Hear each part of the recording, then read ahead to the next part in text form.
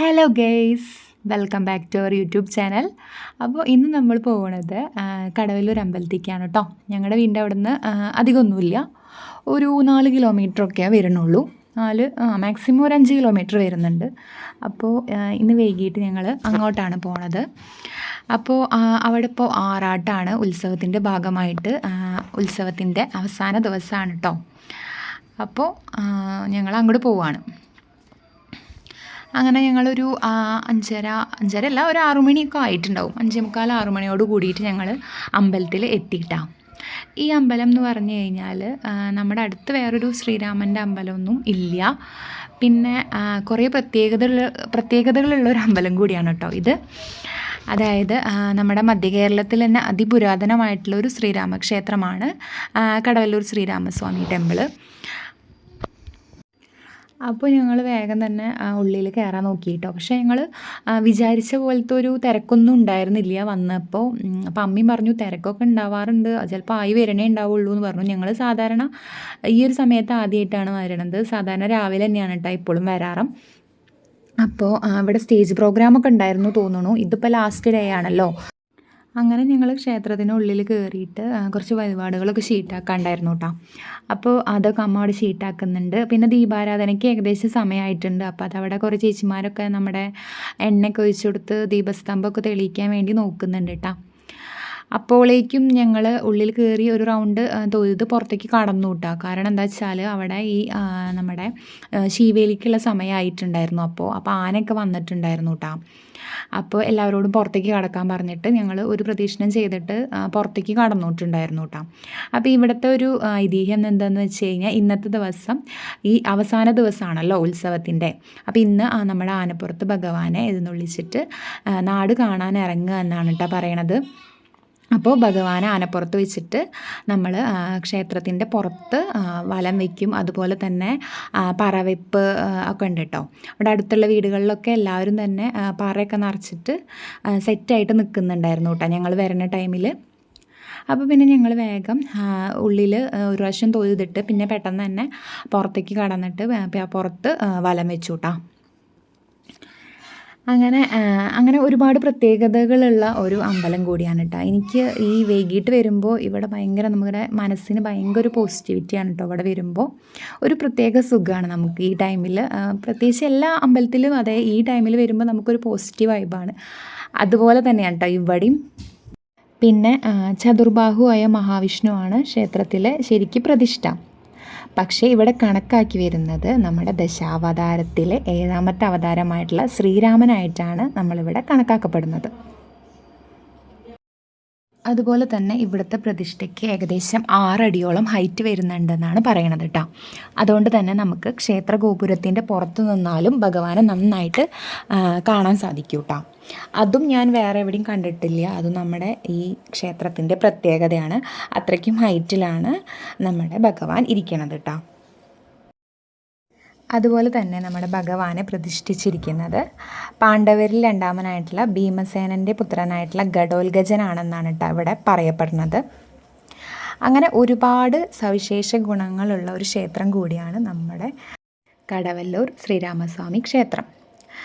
അതുപോലെ തന്നെ ഈ ക്ഷേത്രത്തിന് പ്രസിദ്ധമാക്കുന്നത് ഇവിടുത്തെ അന്യോന്യം എന്നുള്ള വേദപണ്ഡിത മത്സരമാണ് കേട്ടോ. ഇത് വൃശ്ചികം 1 തൊട്ട് 10 വരെയാണ് ഇവിടെ നടത്തി വരാറ് കേട്ടോ.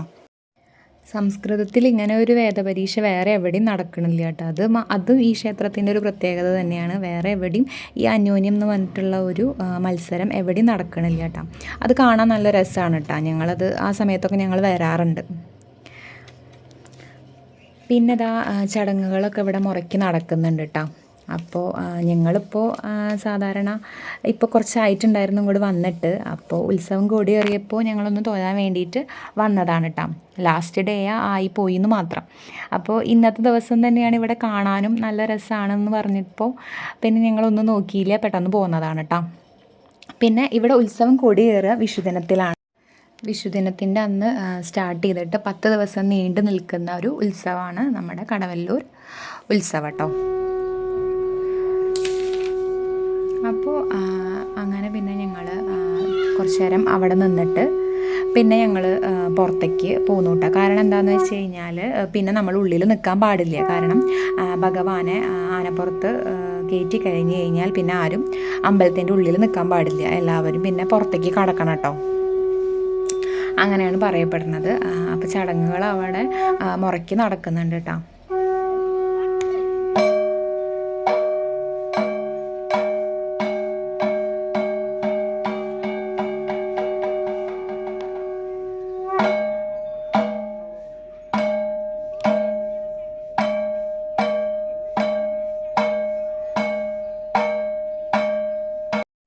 പിന്നെ ഇതാ തിരുമേനി വന്നിട്ട് ആനപ്പുറത്ത് നമ്മുടെ തിടമ്പും കാര്യങ്ങളൊക്കെ വെക്കുന്നുണ്ട് കേട്ടോ. അത് കഴിഞ്ഞിട്ട് ഇതാ കൊട്ടും ഘോഷങ്ങളൊക്കെ ആയിട്ട് നമ്മൾ എല്ലാവരും കൂടി പുറത്തേക്ക് കടന്നു കേട്ടോ. അപ്പോൾ പിന്നെ ഇനിയുള്ള കാഴ്ചകളൊക്കെ അമ്പലത്തിന് പുറത്താണ് കേട്ടോ. അപ്പോൾ ആനേനെ ഇതാ എഴുന്നള്ളിച്ചിട്ട് ആനപ്പുറത്ത് ഇതാ ഭഗവാനെ ഇരുത്തി ഇതാ ആന പുറത്തേക്ക് വന്നിട്ടുണ്ട് കേട്ടോ. ഇനി ഇവിടെ ദാ പുറത്ത് നാദസ്വരം, അതേപോലെ തന്നെ കൊമ്പ്, കുഴൽ, അങ്ങനെ എല്ലാതും ഉണ്ട് കേട്ടോ. പഞ്ചവാദ്യം എല്ലാം ഉണ്ട്. നല്ലൊരു വൈബാട്ടോ അത് കാണാൻ വേണ്ടിയിട്ട്. അപ്പം ഞങ്ങൾ കുറച്ച് നേരമൊക്കെ അവിടെ നിന്നിട്ട് പ്രോഗ്രാമൊക്കെ കണ്ടു. അത് കഴിഞ്ഞിട്ട് പിന്നെ ഇരുട്ടാവുകയാണല്ലോ. അപ്പോൾ പിന്നെ അധികം നേരമൊന്നും ഞങ്ങളവിടെ നിന്നില്ല. കുറച്ച് നേരമൊക്കെ അവിടെ നിന്ന് കണ്ടു കേട്ടോ. പിന്നെ ക്ഷേത്രത്തിന് പുറത്ത് കടന്നു കഴിഞ്ഞാൽ അവിടെ ഉപദേവതകളായിട്ട് ശിവൻ, ഗണപതി, അയ്യപ്പൻ ധർമ്മശാസ്താവ്, ഹനുമാൻ, ഭഗവതി, അങ്ങനെ കുറേ ഉപദേവതകളും ഇവിടെ ഉണ്ട് കേട്ടോ. അപ്പോൾ നമ്മൾ പുറത്ത് കടന്നിട്ട് പിന്നെ അവിടെയൊക്കെ തൊഴുതു കേട്ടോ. അതൊക്കെ കഴിഞ്ഞിട്ട് ഞങ്ങൾ പിന്നെ പോയത് ക്ഷേത്രക്കുളത്തിലേക്കാട്ടോ. ഇവിടുത്തെ ക്ഷേത്രക്കുളം ഞാൻ പറഞ്ഞ് കേട്ടിട്ടുള്ളൂ, ഇതുവരെയായിട്ടും കണ്ടിട്ടില്ല. അപ്പം എന്നാൽ ഇന്നത് കാണാമല്ലോ എന്ന് വിചാരിച്ചിട്ട് ഞങ്ങൾ അങ്ങോട്ട് നടന്നു കിട്ടാം. പിന്നെ നമുക്ക് കുളത്തേക്ക് ഇറങ്ങാനൊന്നും പറ്റില്ല, കാരണം ഈ ആറാട്ട് സമയമാണല്ലോ. അപ്പോൾ അവിടെ എഴുതി വെച്ചിട്ടുണ്ട് നമ്മൾ അശുദ്ധമാക്കാൻ പാടില്ലല്ലോ. അപ്പോൾ ഞങ്ങൾ വെള്ളത്തിലേക്ക് ഇറങ്ങുമൊന്നും ചെയ്തില്ല കേട്ടോ. അപ്പോൾ ഇതാണ് കുളത്തിലേക്ക് പോണ വഴി കേട്ടോ. അവിടെയും ഞങ്ങൾ പോണ വഴിക്കൊരു വീടൊക്കെ ഉണ്ടായിരുന്നു കേട്ടോ. കുളത്തിൻ്റെ അടുത്ത് തന്നെയാണ് ആയിരുന്നു ആ വീട്. ഇതുപോലെ കുറേ സ്റ്റെപ്പൊക്കെ ഇറങ്ങിയിട്ടാണ് കുളം കേട്ടോ. അതുപോലെ തന്നെ കുളപ്പേരയൊക്കെ ഉണ്ട് കേട്ടോ. ഇതൊന്നും എവിടെയും അങ്ങനെ കാണാൻ പറ്റില്ല. അതുപോലത്തെ ഇവിടുത്തെ കുളം എന്ന് പറഞ്ഞു കഴിഞ്ഞാൽ അത് പറയാതെ വയ്യാട്ടോ. വലിയൊരു കുളമാണേ. ഇത്രയും വലിയൊരു കുളം ഞാൻ അങ്ങനെ എവിടെയും കണ്ടിട്ടില്ല. ക്ഷേത്രക്കുളങ്ങൾ ഏറ്റവും വിസ്തൃതമായിട്ടുള്ള ഒരു കുളം തന്നെയാണ് നമ്മുടെ കടവല്ലൂർ ക്ഷേത്രത്തിലെ കുളം. അതും വളരെ പ്രത്യേകതകളുള്ള ഒരു കുളം തന്നെയാണ് കേട്ടോ. അത്രയും വിസ്തൃതിയിലാണ് ഈ കുളം നിർമ്മിച്ചിരിക്കുന്നത്.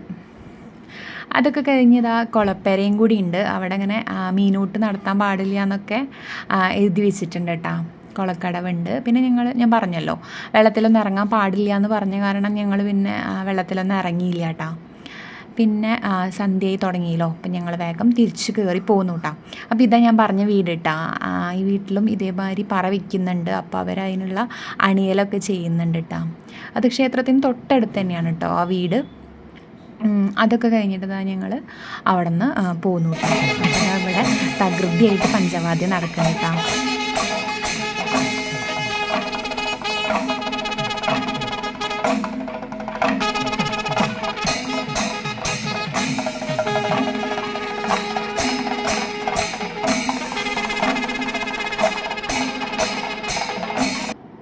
പിന്നെ ഇതാ നാദസ്വരം കൂടി ഉണ്ട്.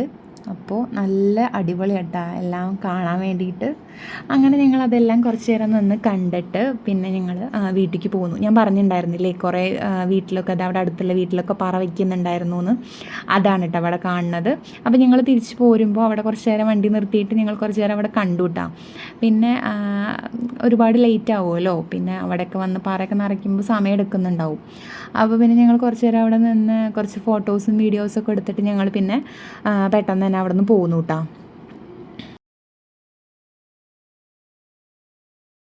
അപ്പോഴേക്കും സമയം ഒരു 7 മണി 7:15 ആയിട്ടുണ്ടാവും കേട്ടോ.